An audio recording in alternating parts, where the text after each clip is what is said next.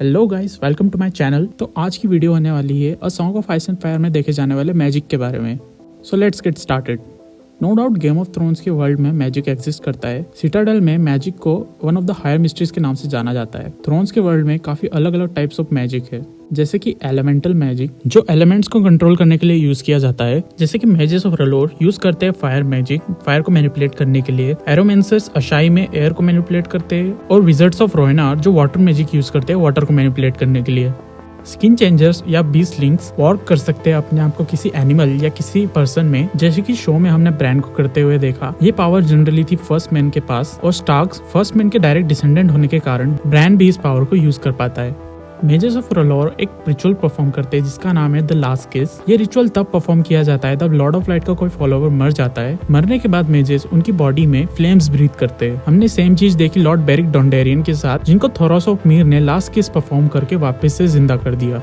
हमें इस वर्ल्ड में नेक्रोमेंसी भी देखने को मिलती है। नेक्रोमेंसी सबसे पहले परफॉर्म की थी ब्लडस्टोन एम्परर ने, जो कि लास्ट रूलर थे the Great Empire of Dawn के। कहा जाता है कि ब्लडस्टोन एम्परर ने अपनी सिस्टर से the Great Empire of Dawn छीन लिया और स्लेवरी और डार्क मैजिक जैसी चीजें परफॉर्म करने लगे। माना जाता है कि इन्हीं चीजों के कारण सबसे पहले the long night I. Long night को एंड किया था एक हीरो ने अपनी स्वॉर्ड से, जिसका नाम था द लाइट ब्रिंगर। इस हीरो की कहानी हमें एसोस और वेस्ट्रोस दोनों जगह सुनने को मिलती है, पर ये सारे डिफरेंट वर्जन है सेम स्टोरी के, जहाँ एक हीरो ने लॉन्ग नाइट एंड करी थी अपनी फ्लेमिंग स्वॉर्ड से। कुछ लोग यूज करते हैं ग्लैमर मैजिक अपना रियल फेस छुपाने के लिए, जैसे कि मेलिसेंड्रे जो कि एक शैडो बाइंडर है और साथ ही साथ एक प्रीस्टेस ऑफ रलोर भी है।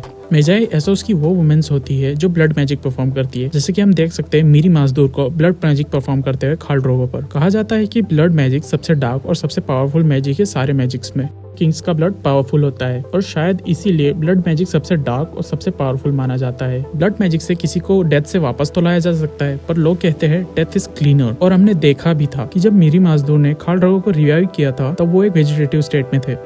वॉरलॉक्स एसोस के ऐसे जादूगर है जो काफी सारी डार्क एक्टिविटीज परफॉर्म करते हैं। वो लोग अशाई में अपने डार्क रिचुअल्स परफॉर्म करते हैं बिना किसी रिस्ट्रिक्शंस के। हमने देखा था कि किस तरह डैनी ने कुछ वॉरलॉक्स को मारा और उनका सेंटर द हाउस ऑफ अंडाइन को जला दिया।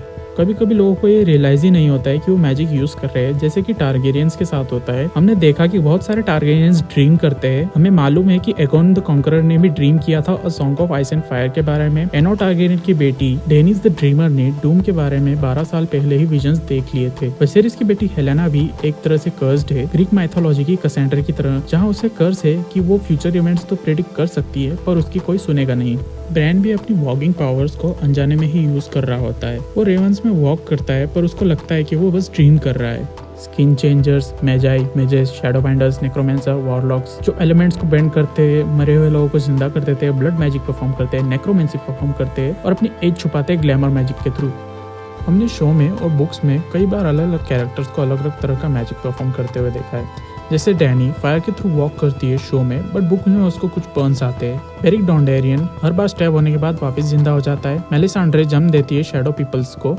थ्रोन्स में मैजिक काफी इंटरेस्टिंग वे में काम करता है। यहाँ हम देख सकते हैं कि मैजिक एक इक्वल एक्सचेंज में काम करता है, जैसे कि डैनी को 3 ड्रैगन्स मिले 3 लाइफ के बदले, उसके हस्बैंड, अनबॉर्न चाइल्ड और विच मीरी माजदूर के बदले। हमने ये भी देखा कि लॉर्ड ऑफ हेरनहॉल ने हेरनहॉल कैसल बनने के पहले वहाँ पे पहले से मौजूद वेवड ट्रीज को जला दिया था, और इसका प्राइस भी उनको पे करना पड़ा जब वेस्टरोस का सबसे बड़ा किला मेल्ट कर दिया ड्रैगन फायर से एगोन द कॉन्करर ने। तो डूम ऑफ वैलेरिया भी इस स्टोरी में काफी बड़ा इवेंट है, जिसे ज्यादातर लोग नेचुरल डिजास्टर मानते हैं, बट कुछ मेस्टर्स ये स्पेकुलेट करते हैं कि डूम किसी और कारण से हुआ था, उनकी वेल्थ और पावर की भूख के कारण, या फिर उनके इंसेस्ट्रस और पॉलिथिस्टिक रिलीजन के कारण। पर असल में कोई नहीं जानता कि डूम कैसे हुआ था। डूम के बाद वैलेरिया एक कर्स्ड और हॉन्टेड प्लेस बन गई थी। लोग मानते थे कि वैलेरिया में अभी डीमंस रहते हैं। वैलेरिया के साथ साथ उनके आसपास की सिटीज और टाउन भी कर्स्ड हो गए। जैसे वॉलंटिस से स्लेवर्स बे के रास्ते को कहते हैं द डीमन रोड, जिससे कोई भी समझदार इंसान ट्रेवल नहीं करता है।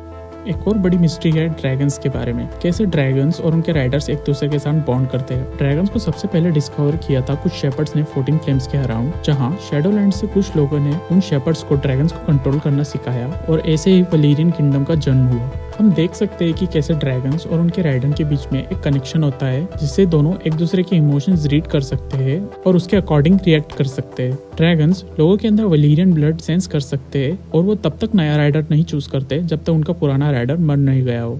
ड्रैगन्स एक तरह से मैजिक को भी रिप्रेजेंट करते हैं। जब ड्रैगन्स एक्सटिंक्ट हुए तब मैजिक भी उनके साथ खत्म हो गया, पर जब डैनी ने ड्रैगन्स को रिवाइव किया तो मैजिक भी हमें धीरे धीरे दिखने लगा। ऑथर जॉर्ज आर मार्टिन ने कहा है कि वो इस ड्रैगन और राइडर के बीच के बॉन्ड को आने वाले बुक्स और शोज में और अच्छी तरह से एक्सप्लेन करेंगे।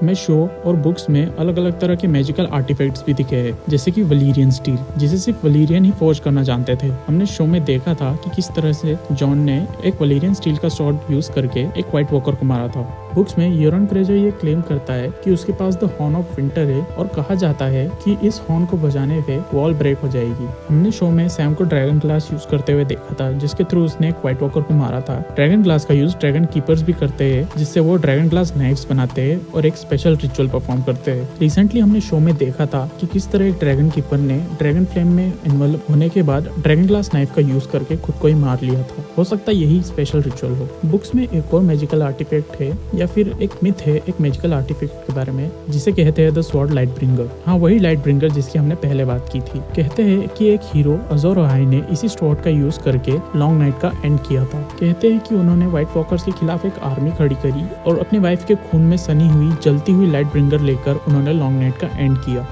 अ Song of Ice and fire के वर्ल्ड में काफी सारी मैजिकल प्लेसेस भी है, जैसे द वॉल जिसको आइस और मैजिक का यूज करके बनाया गया था। एक और चीज है जिसका मेंशन हमें हर कॉन्टिनेंट पे मिलता है, the oily black stone. Hightower castle का फाउंडेशन भी इसी ऑयली ब्लैक स्टोन से बना है। आयरन आइलैंड्स पे मौजूद सी स्टोन चेयर भी इसी ऑयली ब्लैक स्टोन से बनी है। बेसिलिस्क आइल्स पे मौजूद टोट स्टैचू भी सेम चीज से बना है। सिटी ऑफ अशाई भी पूरी तरह से इसी स्टोन से बनी है। इस स्टोन का हर कॉन्टिनेंट पे प्रेजेंट होना मे भी ये बता रहा हो कोई ओल्डर सिविलाइजेशन सारे कॉन्टिनेंट्स पे रूल किया करती हो, बट ये बस एक थ्योरी है। हम शोज और बुक्स में कई तरह के सेंटर ऑफ मैजिक्स भी देख सकते हैं, जैसे हाउस ऑफ अनडाइंग कार्थ में जहाँ पे वॉरलॉक्स रहते हैं, house of white and black Braavos में जहाँ पे फेसलेस मैन प्रे करते हैं मैनिफेस्ट गॉड को।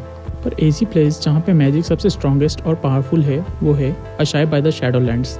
ये एसोस के भी ईस्ट में है और ये सिटी इतनी बड़ी है कि ये काफी सारी बड़ी सिटियों को भी अकोमोडेट कर सकती है। अशाई में सारा तरह का डार्क और पावरफुल मैजिक यूज किया जाता है बिना किसी रिस्ट्रिक्शन के। ये सिटी इन्वॉल्व रहती है हमेशा एक थिक ब्लैक स्मोक से। इस सिटी में ना कोई बच्चे रहते हैं ना कोई एनिमल्स रहते हैं, क्योंकि वो यहाँ सर्वाइव ही नहीं कर सकते। इस सिटी का इतना बड़ा होने के बावजूद भी इस सिटी में काफी कम पॉपुलेशन रहती है। इस सिटी से बहती है द रिवर ऐश, जिसका पानी हमेशा ग्रीन ग्लो करता है और उसमें फिश ब्लाइंड एंड डिफॉर्म होती है।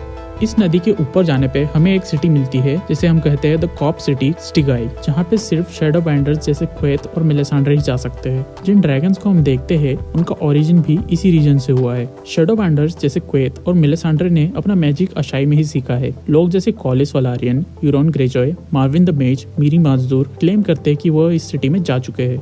अशाई की ही तरह सदर्न कॉन्टिनेंट ऑथोरियस पे मौजूद है द सिटी ऑफ फीन, पर अनलाइक अशाई यहाँ कोई नहीं रहता। ये सिटी भी सेम ऑयली ब्लैक स्टोन से बनी है जिससे अशाई बनी है। ये सिटी सराउंडेड है एक घने जंगल से जो किसी रीजन से इस सिटी को इंटर नहीं करता। नाइमीरिया की वॉयज के दौरान नाइमीरिया के लोग एक नई रहने की जगह ढूंढने लगे और इसी दौरान कुछ लोग यीन में ही सेटल हो गए, बट वहाँ पे सेटल हुए लोग एक रात में ही वैनिश हो गए।